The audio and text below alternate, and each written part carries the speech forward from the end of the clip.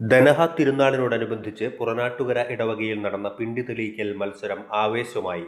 Puranattukara Saint Sebastian's ഇടവകയിലെ മതബോധന യൂണിറ്റിന്റെ ആഭിമുഖ്യത്തിലാണ് പിണ്ടി തെളിയിക്കൽ മത്സരം സംഘടിപ്പിച്ചത്. പള്ളി ഗ്രൗണ്ടിൽ ഓരോ ക്ലാസ്സുകാർക്കും പ്രത്യേകം തയ്യാറാക്കി നൽകിയ സ്ഥലത്താണ് പിണ്ടികൾ അലങ്കരിച്ചു വച്ചത്.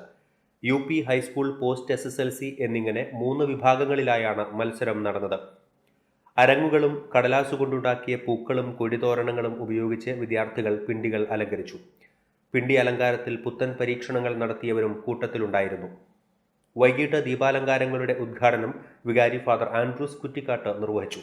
മതബോധന സ്കൂൾ ലീഡർമാരായ ഡെലിൻ, സാന്ദ്ര എന്നിവർ വികാരി അച്ഛനിൽ നിന്നും കത്തിച്ച തിരികൾ വിവിധ ക്ലാസ് ലീഡർമാർക്ക് കൈമാറി.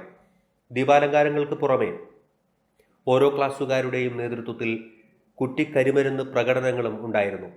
ലാത്തിരി, പുത്തിരി, കമ്പിത്തിരി, മൂളി തുടങ്ങിയവ ഉപയോഗിച്ചായിരുന്നു വിദ്യാർത്ഥികൾ കരിമരുന്ന് പ്രകടനം ഒരുക്കിയത്.